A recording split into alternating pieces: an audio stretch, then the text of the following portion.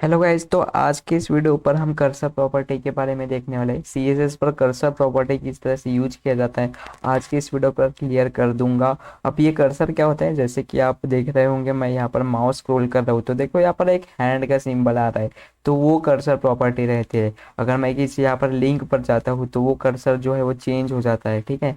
अगर मैं किसी इंफॉर्मेशन पर जाता हूँ तो वो कर्सर चेंज हो जाता है। तो ये इसे ही कर्सर प्रॉपर्टी बोलते हैं। अगर चलिए हम वीएस कोड पर चलते हैं और ये आ चुके हम अपने वीएस कोड पर। यहाँ से सिंपली अगर मैं tut30.html अगर बनाऊँ, tut30.html, और इसे सेव करते ही मैं सिंपली यहाँ पर जल्दी से बॉयलर प्लेट ले लेता हूँ और यहाँ पर हम जानेंगे आज कर्सर प्रॉपर्टी के बारे में, ठीक है। कर्सर प्रॉपर्टी लिख लिया मैंने। सिंपली एक डिव ले लेता हूँ मैं सिंपली, और डिव का नाम मैं आईडी दे दूंगा यहाँ पर, और डिव का नाम यहाँ पर रख लूंगा अगर मैं प्रॉपर्टी रख लेता हूँ, ठीक है। ओके, डिव हैज प्रॉपर्टी और टैब लेते ही एक डिव आ गया मेरे। ओके, तो यहाँ पर हम डिव ले लिया। सिंपली मैं क्या करूँगा, इससे पहले तो रन कर लूँगा। पहले रन करने से पहले मैं क्या करूँगा, यहाँ पर सिंपली एक स्टाइल लगाता हूँ। डिव के अंदर में मैं कुछ लिख लेता हूँ ताकि मैं इसे रन करने से पहले कुछ हमें यहाँ पर समझ में आ जाए। जैसे कि यहाँ पर मैं H2 में ले लेता हूँ कोडिंग रोमन, अगर मैं यहाँ पर लिख लेता हूँ, ठीक है। और सिंपली अगर मैं इसे राइट क्लिक करके अगर, सॉरी, यहाँ पर मेरा लाइव सर्वर ऑन था, अभी ऑफ ऑन करके ऑन करता हूँ। और सिंपली ये यहाँ पर अगर मैं लिखूँ तो सिंपली यहाँ पर हमारा लाइव सर्वर चल गया है, ठीक है। तो यहाँ पर हमारा ये प्रॉपर्टी चल रहा है, यानी ये डिव चल रहा है हमारा। और इसको मैं क्लोज कर देता हूँ, पहले की जो फाइल्स है वो इस तरह से, और थोड़ा सा यहाँ पर क्लोज कर लेता हूँ। ओके, इस तरह से आपको अभी दिखाई दे रहा होगा। तो क्या करूँगा, यहाँ पर हमने स्टाइल तो ले ली है। अब यहाँ पर क्या करूँगा, मैं इस जो हमारी ड्यू है उसको हम स्टाइल करेंगे। अगर मैं यहाँ पर हैज़ लेकर इस हमारे आईडी का नाम लिख लेंगे, ठीक है, प्रॉपर्टी। और यहाँ पर इसको डिजाइन करेंगे। जैसे कि यहाँ पर मैं पहले एक बॉर्डर ले लेता हूँ, बॉर्डर 2 पिक्सल। अगर मैं सॉलिड रेड ले लूँ तो देखो यहाँ पर बॉर्डर आ जाएंगी एक मेरे नाम के आजू बाजू में, ठीक है। तो ये हमारा हो गया एक कंटेनर। अगर मैं इसको जो है वो मार्जिन इसका ऑटो कर देता हूँ, ठीक है, मार्जिन इसका ऑटो कर देंगे। तो सेंटर में आएगा क्या, सेंटर में तो आ जाएगा मे बी। अगर इसको वीथ कर लेता हूँ, वीथ इसका अगर मैं 60% अगर कर लूँ, सॉरी, 60%, तो 60% इसका विथ हो जाएगा और ये सेंटर में आ जाएगा। ओके, तो अगर मार्जिन टॉप देना होगा, पैडिंग वगैरह, तो आप दे सकते हो। तो अभी मेरे को, मैं इतना डिजाइन नहीं करूंगा, मैं सिंपली आपको टेक्स्ट प्रॉपर्टी के बारे में बताता हूँ। सिंपली अगर मैं यहाँ पर एक और फिर से यहाँ पर अगर हाइट मैं इसकी बढ़ा देता हूँ, जैसे कि 200 पिक्सल अगर कर लेता हूँ, तो हाइट भी इसकी बढ़ जाएंगी। ओके, तो अभी मुझे क्या करना है, कर्सर प्रॉपर्टी के बारे में बताना है। तो जैसे ही अगर मैं इस डिव पर ले जाऊँ तो वहाँ पर कर्सर प्रॉपर्टी चेंज होना चाहिए। अभी जो डिफॉल्ट जो है हमारा कर्सर, तो वो है पॉइंटर, इसे कहते हैं पॉइंटर प्रॉपर्टी या फिर पॉइंटर कर्सर, ठीक है। मैं चाहता हूँ कि मेरे जैसे ही डिव पर कोई यूज़र आए तो उसका जो है प्रॉपर्टी चेंज हो जाना चाहिए, ठीक है। तो उसके लिए हम करेंगे, तो उसके लिए क्या करूँगा, मैं सिंपली यहाँ पर एक कर्सर करके एक जो है वो इसकी प्रॉपर्टी आती है। ओके, तो देखो कर्सर में एक डिफ़ॉल्ट जो है वो पॉइंटर है, यानी अभी पॉइंटर प्रॉपर्टी डिफ़ॉल्ट है, तो मैं जाऊँगा तो ये पॉइंटर प्रॉपर्टी आ गया है, ठीक है।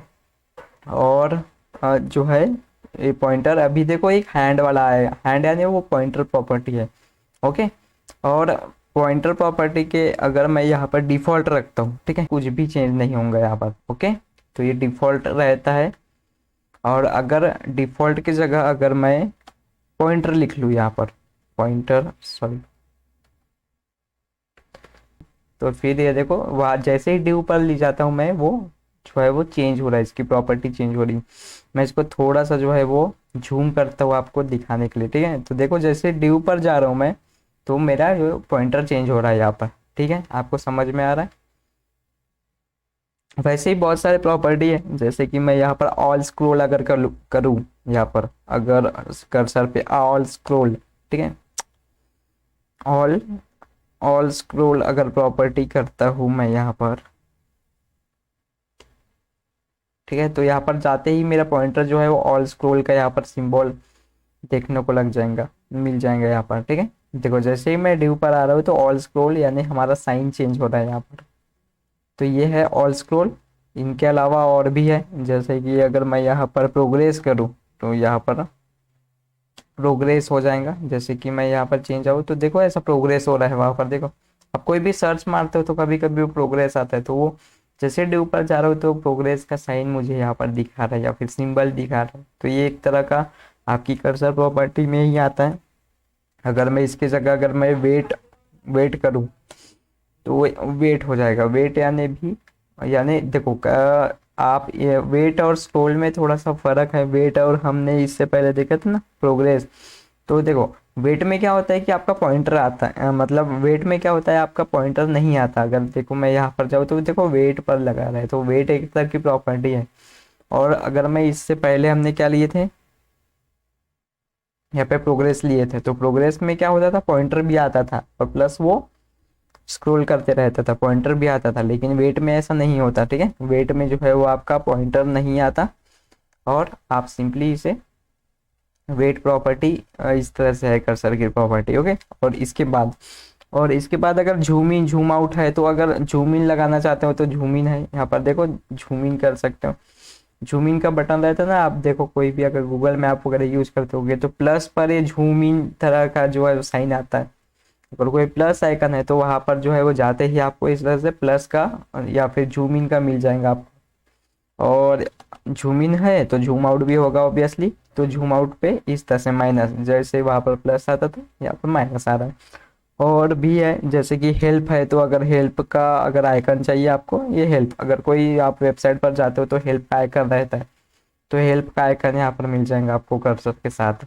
तो इस तरह से जो है वो पॉइंटर रहता है। मैंने आपको बता दिया। एक रीसाइज का बता देता हूँ, ई रीसाइज। जैसे यहाँ पर ई रीसाइज अगर मैं करूँ, ठीक है, ई रिसाइज, तो ये देखो ये ई रिसाइज का है। जैसे कि यहाँ पर हम इसे रिसाइज कर सकते हैं। आप देखे होंगे कि कोई भी अगर ड्यू वगैरह आपको रिसाइज करना होगा तो वेबसाइट में फैसिलिटीज रहती, तो यहाँ पर ई रिसाइज का भी यहाँ पर एक पॉइंटर है, ठीक है। और कॉल रिसाइज भी रहता है।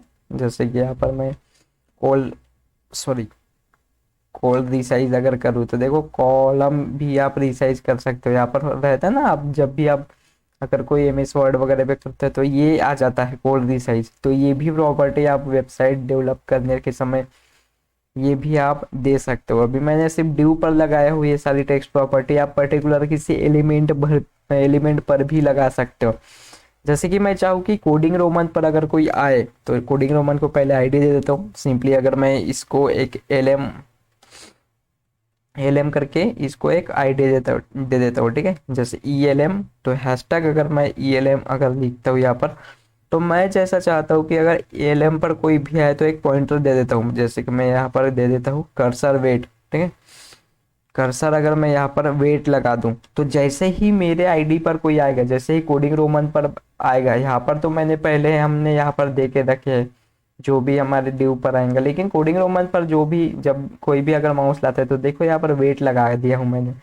तो जैसे ही वहां पर हमारा माउस आया तो वहां पर वेट का वो आ गया, पॉइंटर आ गया। तो यहाँ पर मैं अगर प्रॉपर्टी से ये कर्सर को कमेंट कर देता हूँ तो ड्यू पर आएंगे तो अभी कोई फर्क नहीं पड़ेगा, लेकिन मेरे नाम के पास जैसे ही आएंगे तो वहां पर देखो वेट की एक कर्सर प्रॉपर्टी मैंने लगा दिया हूँ।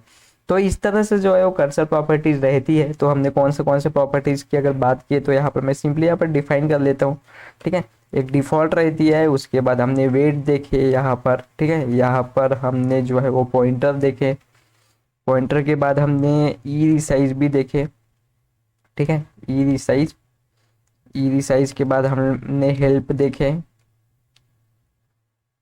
हेल्प के बाद हमने प्रोग्रेस भी देखे, सॉरी स्पेलिंग मिस्टेक। देन हमने प्रोग्रेस देखे, उसके बाद हम क्या देखे, हेल्प देखे। ये हेल्प हो गई, सॉरी हेल्प तो हो गया। Zoom in zoom out, okay. तो ये थे, जूम इन भी था और आउट भी था, जूम आउट आप समझ लेना, ओके। देन उसके बाद हमने क्या देखे, ऑल स्क्रोल भी देखे, ठीक है। ऑल स्क्रोल भी प्रॉपर्टीज है तो वो भी देखे। एक और प्रॉपर्टी बच गई जिसे बोलते हैं स्क्रैप प्रॉपर्टी, ठीक है, सॉरी ग्रैब प्रॉपर्टी। तो अगर मैं यहाँ पर ग्रैब लगाऊँ मेरे नाम पर ही, अगर वेट की जगह मैं यहाँ पर ग्रैब वेट के जगह अगर मैं ग्रैब लगाऊं तो देखो यहाँ पर मेरे नाम पर आते ही देखो एक हाथ का जो रहता है ना ग्रैब, जो जो गूगल मैप पर आप देखो एक ग्रैब करने के लिए हैंड की प्रॉपर्टी आ जाती है, हाथ पूरा हाथ आ गया है।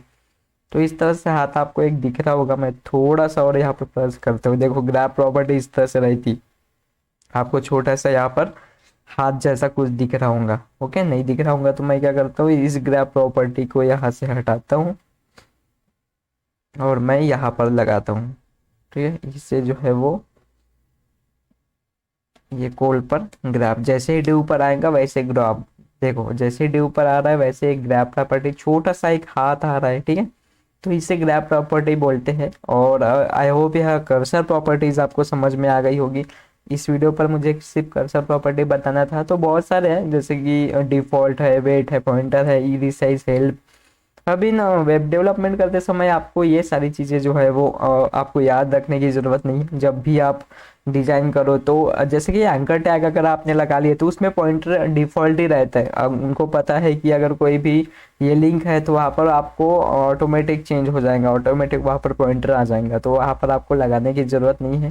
ठीक है, तो आई होप यह कर्सर प्रॉपर्टी आपको समझ में आ गई होगी। और अभी तक आपने मेरे इस वेब डेवलपमेंट के प्लेलिस्ट को एक्सेस नहीं किया तो प्लीज़ प्लेलिस्ट को एक्सेस करिए। बहुत सारे हमने यहाँ पर CSS लगभग मैं जो है वो हम एंड पर ही आ चुकी है, मतलब कुछ चीज़ें और है जो मुझे CSS के बारे में बतानी है, उसके बाद जो है वो मैं CSS हम ऐड करेंगे। कुछ और भी प्रॉपर्टीज है जैसे शैडो वगैरह बताना है मुझे। ठीक है, शैडो आपकी ओवरफ्लो प्रॉपर्टी है और ये सारी चीज़ें बताएंगे और एक अच्छा से HTML CSS पर हम प्रोजेक्ट करेंगे।